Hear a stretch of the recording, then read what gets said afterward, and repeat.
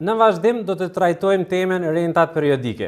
Paramendojmë se kemi një shumë të caktuar parash dhe dëshirojmë ta deponojmë në bankë, ku banka ofron një përqindje të interesit të përbërë me 9 vjetore p%. Tash në fund të çdo viti ose çdo periudhe fitojmë një interes dhe vlera asaj shume që fitohet ose merret në fund të çdo viti do ta mësojmë se si ta llogarisim me anë të kësaj njësie mësimore.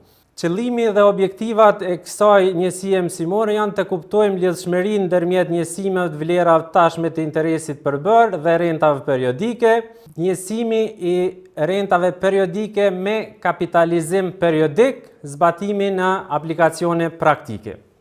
Në fillim do të trajtojmë rentat periodike me kapitalizim për një herë në vit dhe do të marrim shembuj aplikacionesh, pastaj rentat periodike me kapitalizim periodik. Supozojmë që në emër të një shume të deponuar më parë me interes të përbërë në fund të çdo viti, për n vite do të merren renta periodike të barabarta me R, të cilat fitojnë interes me përqindje p% dhe kapitalizim vjetor. Të dhënat janë kapitali ose vlera e tashme e rentave periodike ose miza, R-ja është vlera e një rente periodike, P-ja është përqindja vjetore e interesit përbërë dhe N-ja është numri i viteve të kohëzgjatjes së kontratës. Vlera e tashme e rentës të parë skontum për një kapitalizim është R herë 1 thy për R, ku R-ja vogël është faktori i interesit përbërë që llogaritet me formulen 1 plus P thye për 100. Vlera tashme e rentës së dytë të skontum për 2 kapitalizime është R herë 1 thye për R në katror dhe kështu me radhë vlera tashme e rentës fundit skontum për në kapitalizime është R herë 1 thye për R në N. Nëse i mbledhim gjitha këto, arrim të vlera sot e të gjitha dhe rentave periodike, që jepet me formulen M barazi me R herë 1 thy për R plus R herë 1 thy për R në katror plus deri te termi i fundit R herë 1 thy për R në N. Nëse faktorizojmë termin e fundit R herë 1 thy për R në N, e fitojmë një varg geometrik që është R në N minus 1 plus R në N minus 2 plus deri te termi i parë që është 1. Tani e dim që shuma e vargut geometrik, kur termi i parë është 1, llogaritet me anë të formules R në N minus 1 thye për R në R minus 1.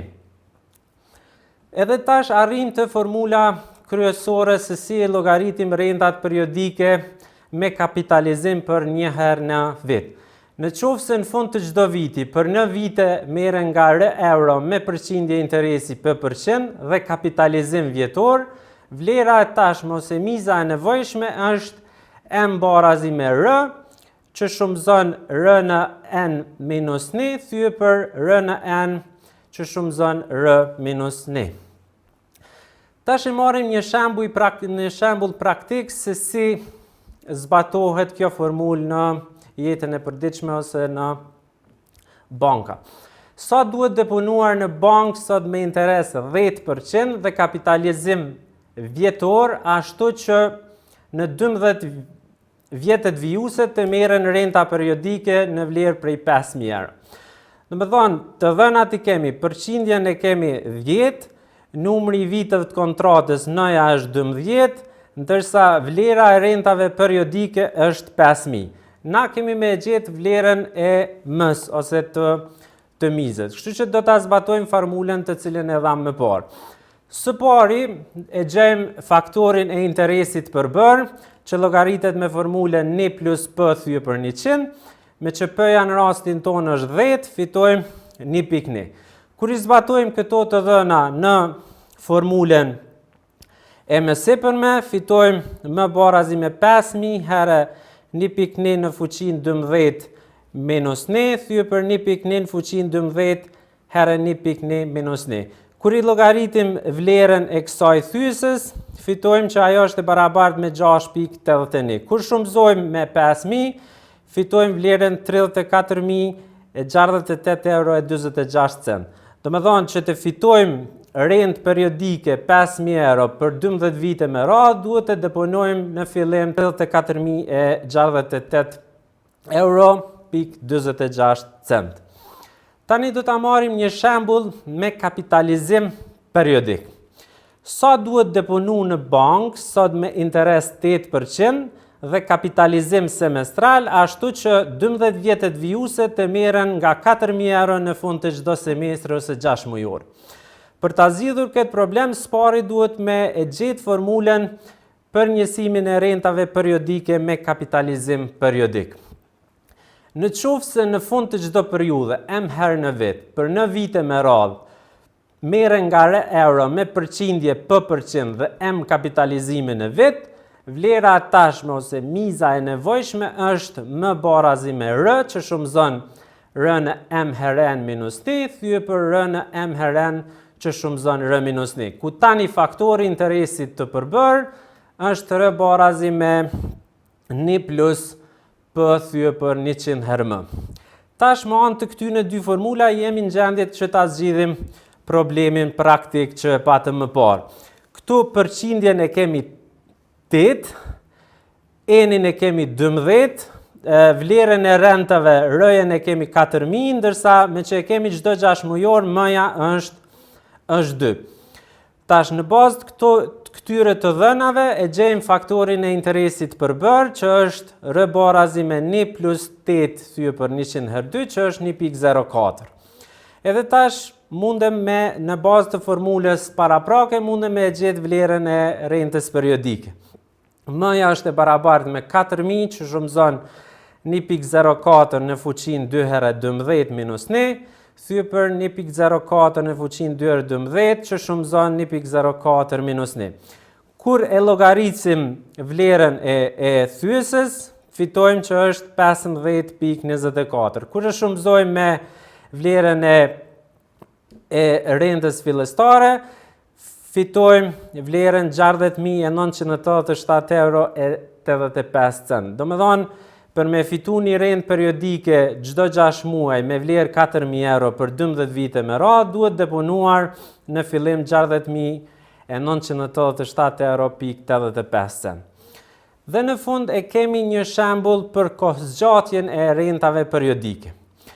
Shembulli thotë kështu: në bank janë deponuar 87.700 euro me 6% interes dhe kapitalizim semestral. Të llogaritet sa herë mund të merren rentat periodike 6 mujore prej 5.000 euro. Këtu vlerën e mës e kemi 87.700, p-ën e kemi 6, ndërsa vlerën e rentës periodike r-ën e kemi 5.000, ndërsa m-ën e kemi 2. Në bazë këtyre të dhënave e llogaritim faktorin e interesit përbër, që është r barazi me 1 plus p thyë për 100 herë m, që kur të llogaritet del 1.03. Edhe tash këto të dhëna i zëvendësojmë në formulën fillestare. Kemi 87.700 është e barabartë me 5.000 herë 1.03 në fuqin 2 në n minus 1, thyë për 1.03 në fuqin 2 në n 1.03 minus 1. Nëse pjestojmë me 5.000 dhe shumëzojmë me 0.03, arrim deri te ky barazimi. Pas llogaritjes së anës e majtë dhe shumëzimit me 1.03 në fuqin 2n, fitojmë 0.5262 herë 1.03 në fuqin 2n, që është e barabartë me 1.03 në fuqin 2n minus 1. Tash, kur e faktorizojmë 1.03 në fuqin 2n, fitojmë 1 minus 0.5262, barazi me 1. Nëse pjestojmë me pjesën brenda klapave, fitojmë 1.03 në fuqin 2n, që është e barabartë me 1 thyë për 0.4738.